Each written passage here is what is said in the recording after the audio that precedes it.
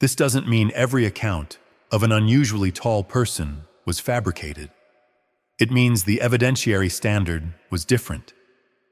And when researchers today compile lists of historical giants by aggregating these newspaper accounts, they are building a data set on a foundation that was never designed to bear analytical weight. But here is the complication, and there is always a complication. Some of these newspaper accounts correspond to individuals who also appear in census records, military records, or church burial records. Not all of them, but some. And when you find a man described as 7 feet tall in a newspaper article, and then find the same man listed at 6 feet 11 inches in a census return, and then find a burial record noting that a custom coffin was required, you start to feel that something real is being described, even if the exact dimensions are uncertain. The question is not whether tall people existed. They obviously did. The question is whether the cultural and administrative infrastructure of the 19th century made them more visible than the infrastructure of the 20th century did, and whether that shift in visibility has been misinterpreted as a shift in reality. Photographs are often invoked in these discussions, and they deserve careful treatment. You have likely seen the images that circulate in certain corners of the internet. Black and white photographs from the late 1800s or early 1900s, showing a person who appears to tower over those around them. Sometimes these are group photos. Sometimes they show an individual standing next to a doorway or a piece of furniture that seems absurdly small by comparison. Some of these photographs depict real individuals with medically documented conditions such as pituitary gigantism. People like Robert Wadlow, who was rigorously measured at 8 feet 11 inches and whose existence is not in dispute. But others are more ambiguous. And the ambiguity is where the trouble starts. Early photography involved lenses and processes that could introduce significant spatial distortion. Wide-angle effects, parallax errors, and the simple geometry of where the camera was positioned relative to the subjects could make one person appear substantially larger than another, even if the actual height difference was modest. A person standing 2 feet closer to the camera in a group photo will appear meaningfully taller. A person standing on slightly elevated ground, a step, a root, a gentle slope, can look enormous. And then there are the outright fabrications. Photo manipulation did not begin with Photoshop. Double exposures, composite printing, and forced perspective were well understood techniques by the 1890s. Novelty postcards showing giant farmers holding oversized vegetables were a popular genre. The visual vocabulary of exaggeration was deeply embedded in the medium from its earliest days. So when someone presents a photograph as evidence of an extraordinarily large person, the responsible question is, not does this person look tall? It is what do we know about the conditions under which this image was created, and what other evidence corroborates or contradicts the interpretation. That's not a dismissal, it's a methodology, and it applies equally to photographs that seem to confirm unusual height and photographs that seem to disprove it. I want to address something directly because I think it is the emotional core of this entire subject. When you lay out the timeline, descriptive census fields eliminated after 1900, newspaper culture shifting away from Marvel reporting by the 1920s, photographic standards tightening, statistical methods smoothing out extremes, the professionalization of anthropology replacing amateur collection with institutional gatekeeping. It can feel coordinated. It can feel like multiple systems all moved in the same direction at the same time, all resulting in the same outcome, the disappearance of a certain kind of person from the historical record. And I understand that feeling. I have felt it myself, sitting in archives, noticing the gaps. The human brain is a pattern recognition engine. It is designed to detect coordination, to infer intention, to see agency behind events. When 5 different systems all change in ways that produce the same result, our instinct is to look for the hand that moved them. But there is another explanation, and it is both less dramatic and more profound.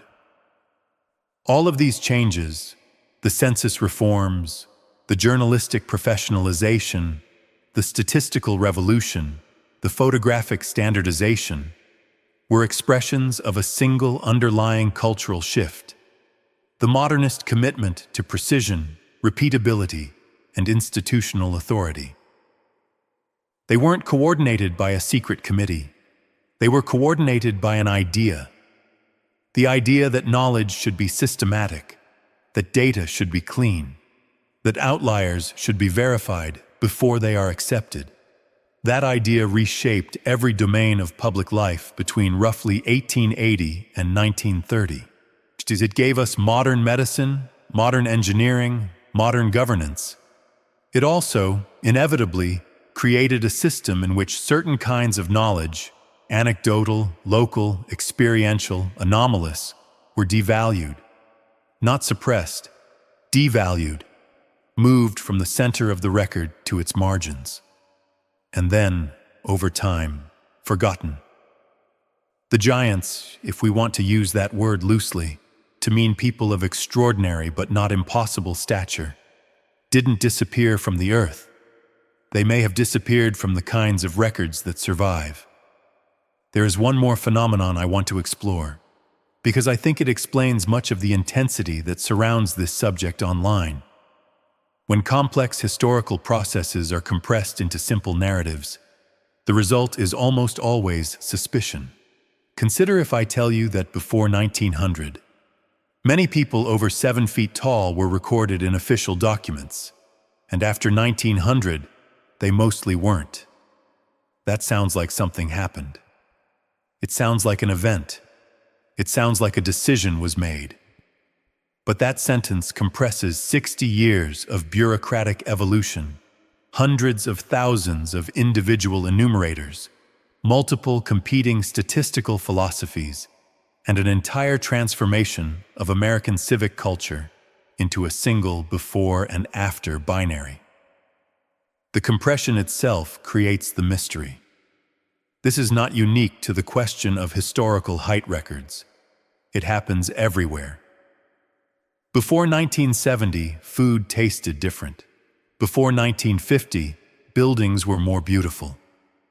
Before 1990, people were healthier. These statements all contain kernels of truth wrapped in layers of oversimplification, and they all generate the same emotional response: the sense that something was taken from us, that someone, somewhere, made a choice that diminished the world. The reality, in every case, is messier. Systems change. Incentives shift. New priorities replace old ones, and the transition is never clean, never complete, and never the product of a single will.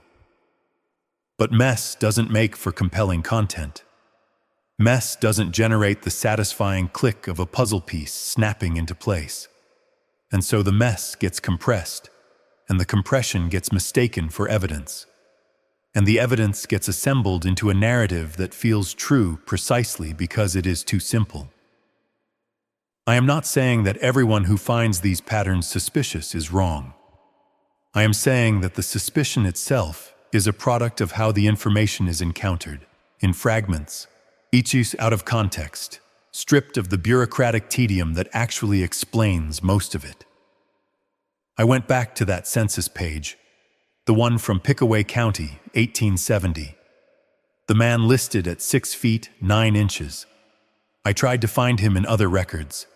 I found a land deed, a marriage record, a brief mention in a county history published in 1905, which described him as a man of considerable stature.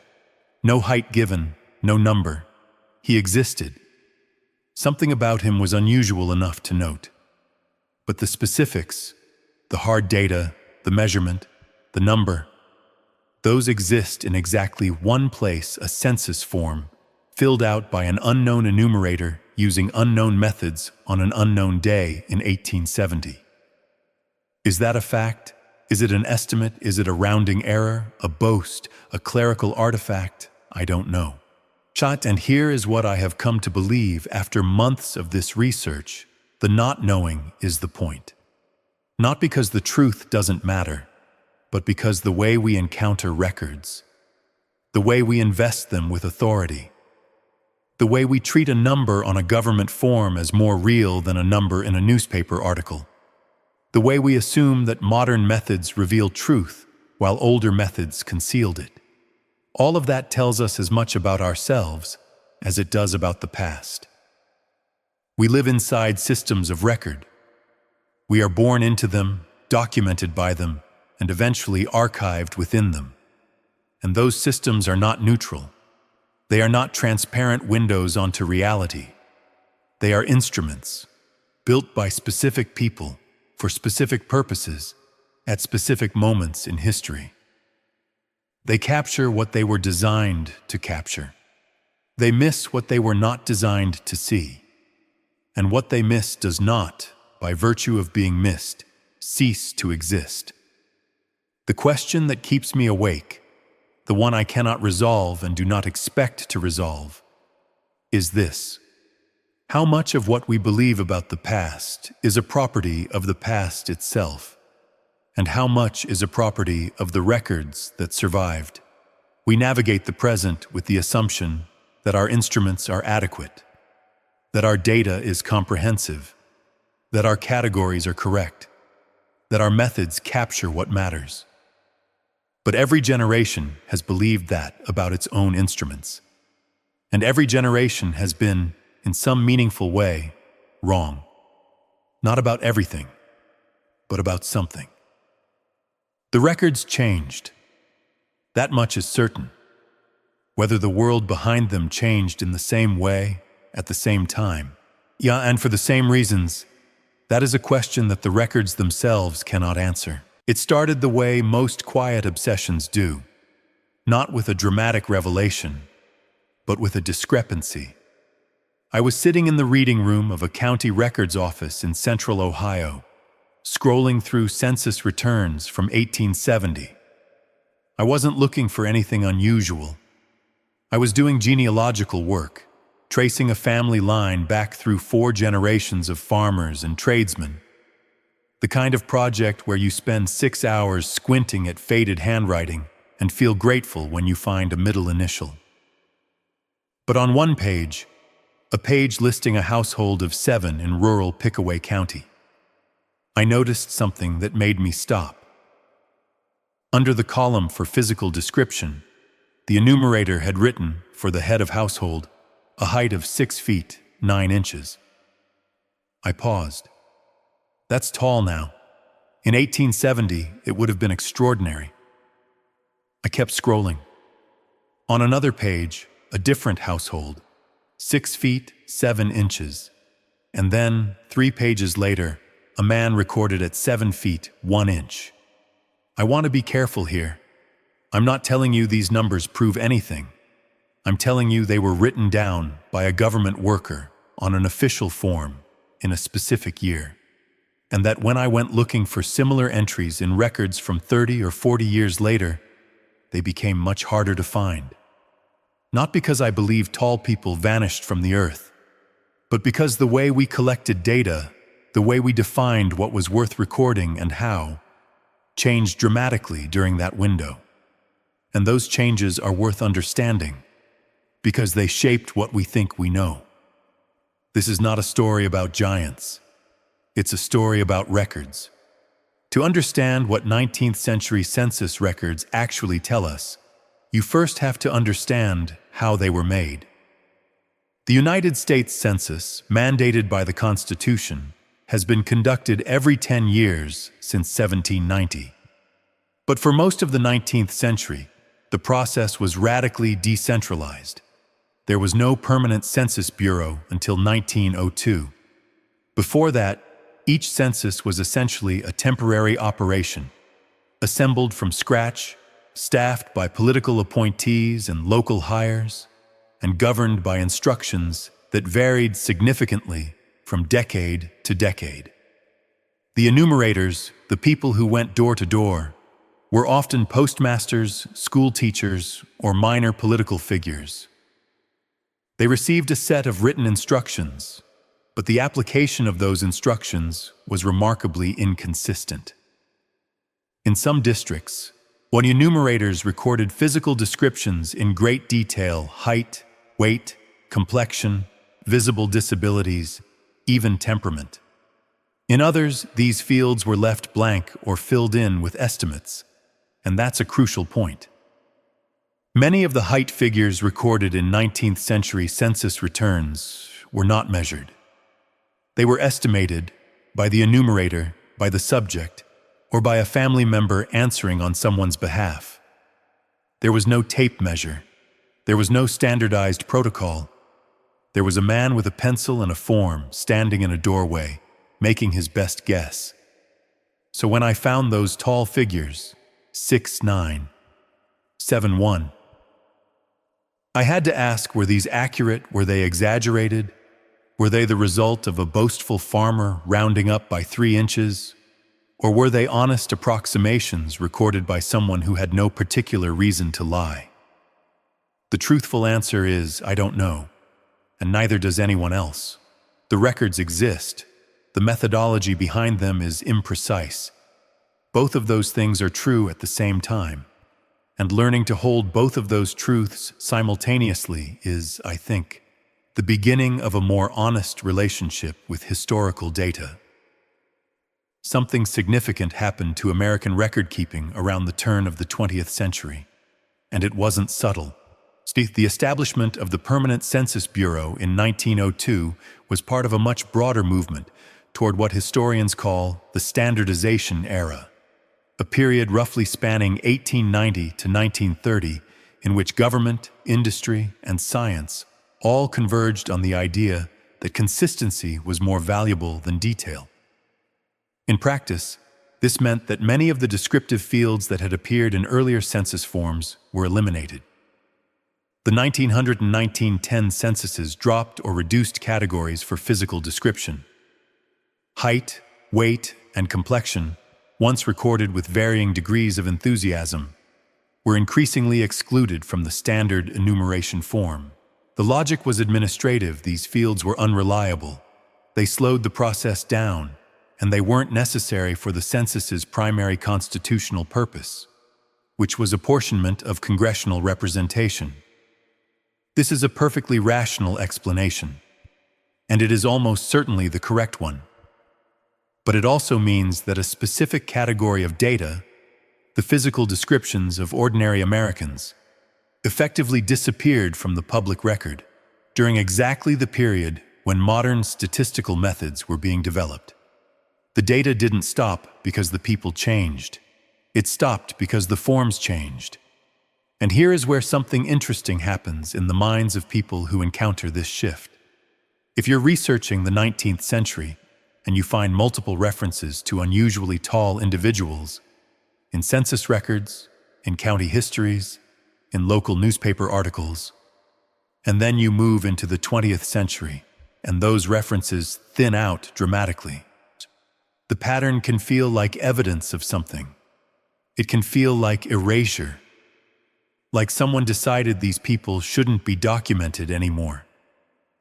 But the more parsimonious explanation is simply that the system that documented them was replaced by a system that didn't. Not because anyone was hiding anything, because bureaucracies evolve. I want to sit with that tension for a moment, because it's the central tension of this entire inquiry. When modern statistical analysis was applied to human height data, particularly through the work of Francis Galton, Adolphe Quetelet, and later researchers at institutions like the U.S. Army Surgeon General's Office, something happened that rarely gets discussed outside of statistics departments. The normal distribution, the bell curve, became the dominant framework for understanding human variation. And while the bell curve is an extraordinarily powerful tool, it carries an embedded assumption that extreme values are increasingly improbable as they move further from the mean. This is generally true. Most people are close to average height. Fewer are very tall. Fewer still are extraordinarily tall. But the way this framework was applied in practice sometimes meant that extreme data points were treated not as rare but real occurrences, but as errors, as noise, as artifacts of bad measurement. In military intake records from the Civil War, for instance, you can find soldiers recorded at heights above 6 feet, 6 inches with some regularity. Not frequently, but consistently enough to notice. By World War I, the intake process had been standardized. Measurements were taken by trained personnel using fixed stadiometers. The data became more reliable, but the classification system also became more rigid. Individuals at extreme heights were sometimes flagged for medical review. Their heights were remeasured, sometimes multiple times. And in some documented cases, the remeasured height came in lower than the initial recording. Now, does this mean that the earlier, less rigorous system was more accurate? Almost certainly not in general. Standardization improved data quality overall, but it may also have introduced a specific kind of bias, a bias toward the center.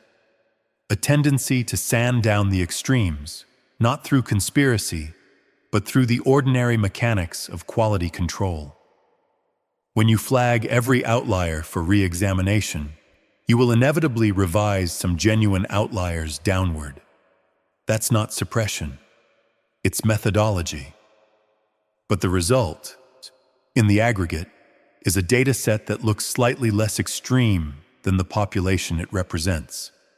And for someone comparing Civil War muster rolls to World War I intake records, that subtle shift can look like something more dramatic than it is. If you spend enough time in digitized newspaper archives from the 19th century, and I have spent far more time than is probably healthy, you will encounter a genre of article that has largely disappeared from modern journalism. The curiosity item, the Marvel report, the brief, breathless notice of something strange, a two-headed calf, a petrified man unearthed by a farmer's plow, a woman who could predict the weather by the behavior of her cats, and frequently, a person of extraordinary size, a giant in our midst, reads a headline from an 1871 edition of a small Illinois newspaper. Mr. Jeremiah Caulfield of this county stands 7 feet and 4 inches in his stocking feet and weighs in excess of 300 pounds. Was Jeremiah Caulfield 7 feet 4, maybe? Maybe he was 6 feet 8, and the reporter added a few inches because it made a better story. Maybe Caulfield himself claimed 7'4", and no one checked. Maybe the reporter never met Caulfield at all and was repeating a rumor he heard at the post office. 19th century newspapers operated under norms that would be unrecognizable to modern journalists. And I say that with full awareness that modern journalism has its own significant problems. There was no fact-checking infrastructure. Many rural papers were operated by a single individual who served as editor, reporter, typesetter, and advertising salesman. Stories were copied between papers without attribution, growing taller, if you'll forgive the expression, with each retelling. The entire P.T. Barnum economy of the era depended on a public that delighted in marvels and didn't particularly care whether they were verified.